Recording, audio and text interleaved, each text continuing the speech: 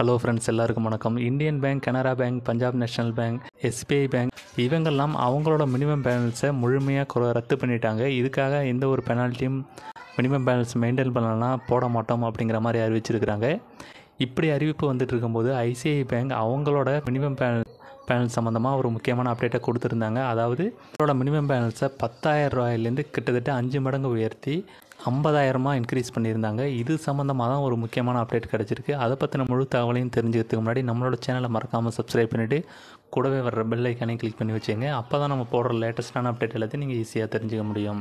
ICI bank அவங்களோட வாடிக்கையாளர்களுக்கு எந்தெந்த பகுதிகளில் எவ்வளவு மினிமம் பேலன்ஸை இன்க்ரீஸ் பண்ணியிருக்கிறாங்க அப்படின்னா, அதாவது பெருநகரங்கள், மெட்ரோ நகரங்கள் இது மாதிரி இடங்களில் 10,000லேருந்து மினிமம் பேலன்ஸை 50,000 இன்க்ரீஸ் பண்ணியிருக்கிறாங்க.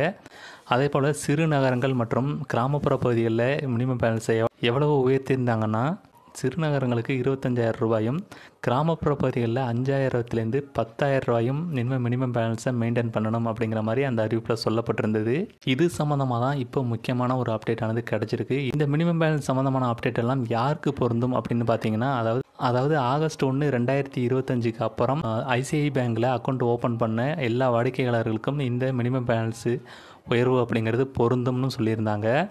ஏற்கனவே இருந்த இந்த பழைய வாடிக்கையாளர்களுக்கு இந்த மினிமம் பேலன்ஸ் சம்மந்தமான அப்டேட் பொருந்துமா அப்படின்னு கேட்டிங்கன்னா, அது அவங்களுக்கு பொருந்தாது. ஏன்னா அவங்க ஏற்கனவே எந்த அளவுக்கு மினிமம் பேலன்ஸ் மெயின்டைன் பண்ணாங்களோ அந்த மினிமம் பேலன்ஸே மெயின்டைன் பண்ணிக்கலாம் அப்படிங்கிற மாதிரியும் அந்த அறிவிப்பில் சொல்லப்பட்டிருக்கு. இந்த மினிமம் பேலன்ஸ் சம்மந்தமான இந்த உயர்வு ஐசிஐ பேங்க் வாடிக்கையாளர்களுக்கு பெரும் அதிருப்தி ஏற்படுத்தினது அப்படின்னே சொல்லலாம்.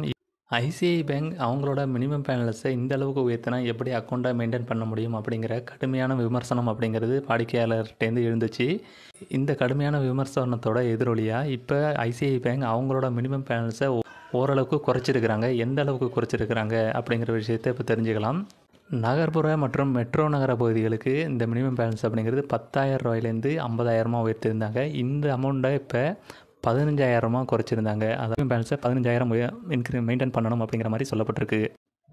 அதே போல் சிறுநகரம், கிராமப்புற பகுதிகளுக்கு இந்த மினிமம் பேலன்ஸ் அப்படிங்கிறது 7,500 இருக்கும் அப்படிங்கிற மாதிரியும் இந்த அறிவிப்பில் சொல்லப்பட்டிருக்கு.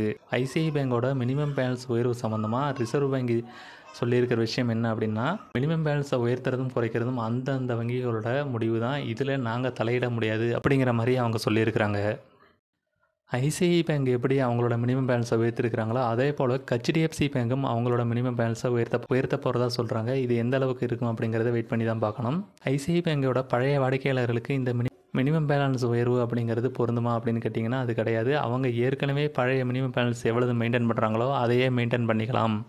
பல வங்கிகள் அவங்களோட மினிமம் பேலன்ஸை ரத்து செஞ்ச நேரத்தில் இவங்க உயர்த்துறது அவங்களோட வாடிக்கையாளர்களுக்கு இது பெரிய பாதிப்பை ஏற்படுத்தும் அப்படின்னே சொல்லலாம்.